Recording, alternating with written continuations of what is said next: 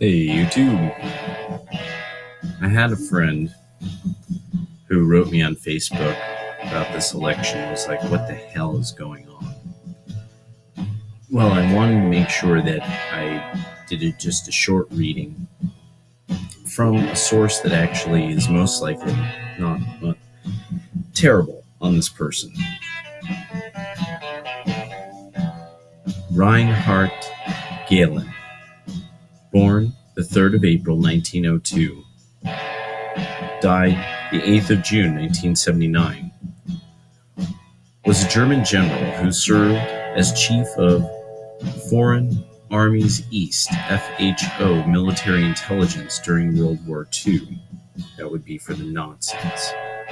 And who later became leader of the Gehlen organization and first president of the Federal Intelligence Service, Bundesnachrichtendienst, the BND, during the Cold War. This would have been West Germany.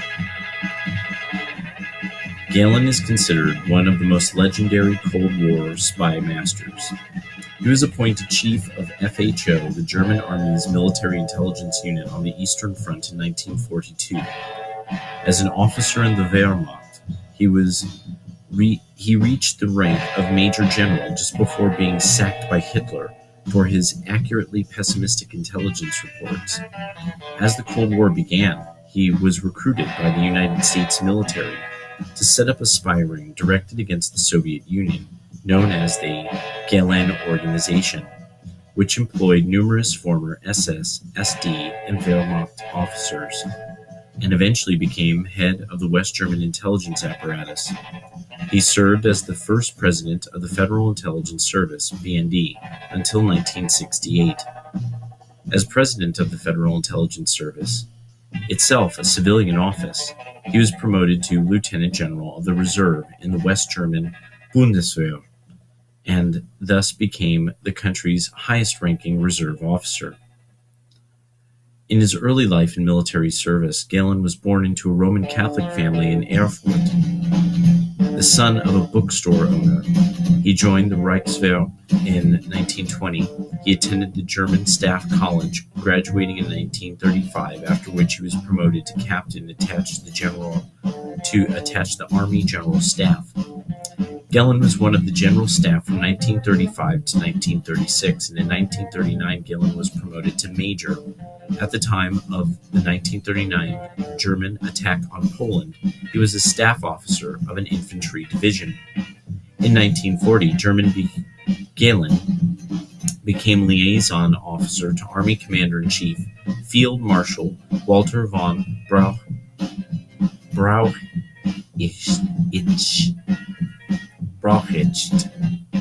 That's a tough one. Okay.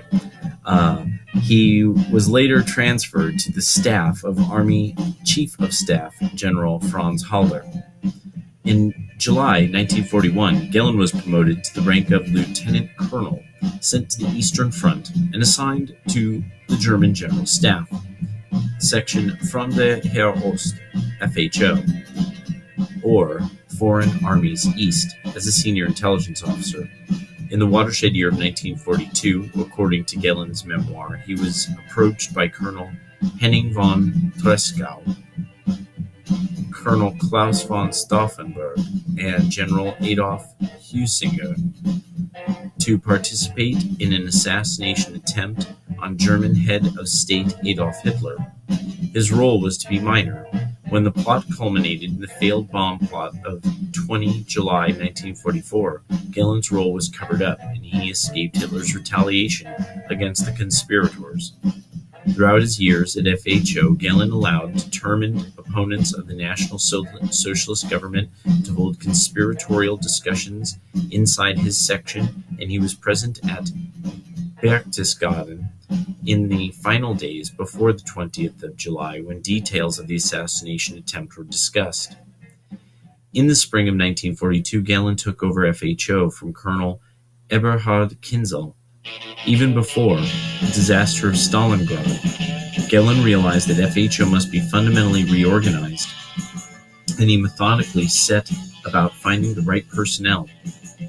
Gehlen scoured Army personnel files, searching for linguists, geographers, anthropologists, lawyers, and junior officers who had recently joined FHO. He accepted anyone who seemed suitable to him and who would be likely to raise the intellectual level of FHO.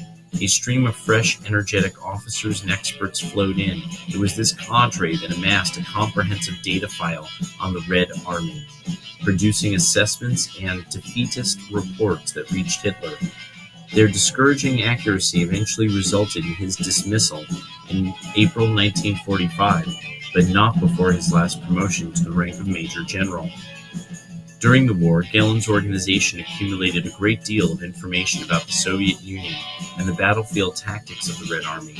When the Iron Curtain descended in 1946, leaving the Western Allies with virtually no intelligence sources in Eastern Europe, Gehlen's vast store of knowledge made him very valuable. Realizing early on that Germany would ultimately be defeated, Gehlen made preparations to ensure his own survival after the fall of the Third Reich. He ordered the microfilming of the holdings of the Fronde Heer Ost and had them placed in watertight drums, which he buried in several places in the Austrian Alps. He had 50 cases of archives buried at Ellensalm in the mountains of Upper Bavaria, planning to sell them after the end of hostilities. The Gehlen organization. Gehlen had always been under the sponsorship of U.S. Army G2 intelligence, but he eventually succeeded in realizing his ambition of establishing an association with the Central Intelligence Agency, established in 1947. The CIA kept close tabs on the Gehlen Group. For many years, during the Cold War, org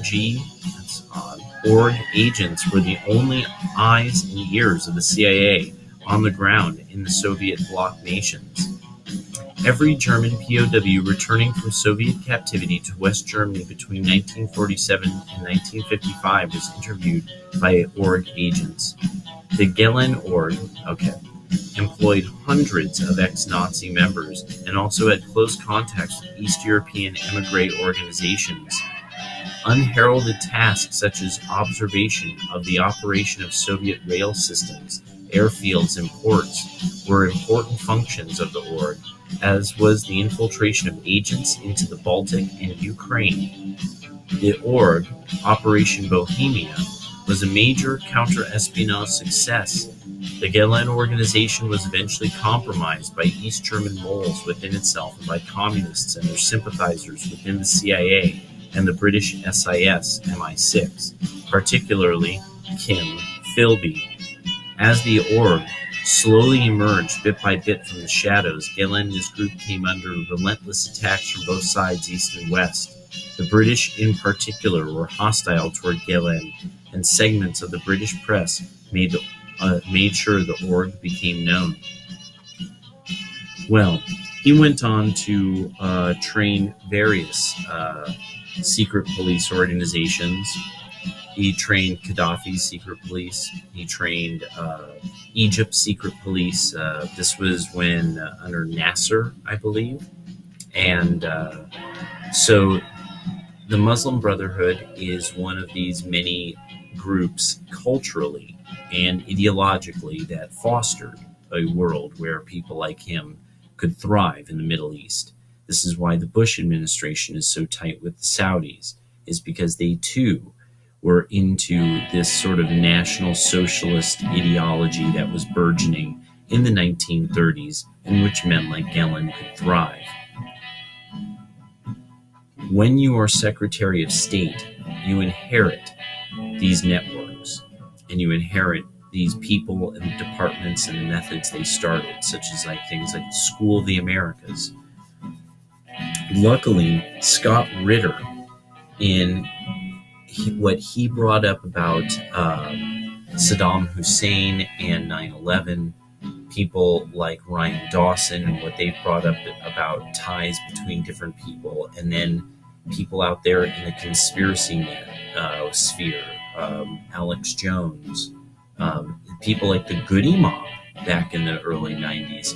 Without people like this, somebody like me would have never been able to tie together. What you're seeing with Hillary Clinton is sort of this culmination of some element of high levels of power that really foresees some massive plan for control and some future culture that will be unrecognizable to anybody alive right now. And I can't fathom what they think is going to happen. I don't think they really have a plan. I think that really this is more the dreams of ultra gangsters. And that's, yeah. They just like knowing that they can pull people's strings. I think that's a big part of it. And that, yeah, and just that they can. I really do. They don't want to build an edifice that history wonders exactly why was this built. They want to be that person who orchestrated an empire, I guess, in some way, from the shadows. Some ninja turned king or something. But so that's what you're seeing. Is you're seeing a whole lot of gangsterism finally coming to the fore, and it's because during a period of time that we have gained currency and gained labor. Like, so what people's worth per hour is really worth. We've gained this through gaming currency. That is deceit. Wars like Iraq and all that, that's the coercion, where we destroyed everybody who wanted to alter their system of currency. Iraq wanted to alter its system of currency. We kibosh. Us and the Saudis didn't like that. Kibosh. Gaddafi wanted to start basing his system on gold and oil, and more heavily, I guess, on the ruble, possibly. Kibosh. And that's it. You're seeing the end of the use of the dollar being universal, trust in the dollar as being a stable currency, because Americans are hardworking, intelligent people. People don't believe that anymore, and they haven't for a long time. Don't be fooled. It has nothing to do with the Orange Emperor. It has to do with a lot of stuff that goes back a ways.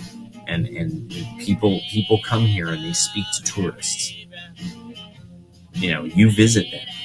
You visit their countries. Our politicians have fucked them in their buttholes. They know what's up. They're not stupid.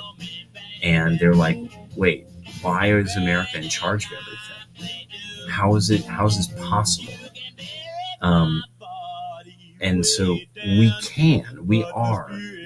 our legal system and the actual culture of the Europeans who came here is a culture that supports the development of wealth in a way that's like no other place on the planet. But that can only last so long if people don't know it works that way. And fewer people understand that's how it works. You have been programmed to yield more and more to Nazis. That's why your REI gear goes on sale the way it does.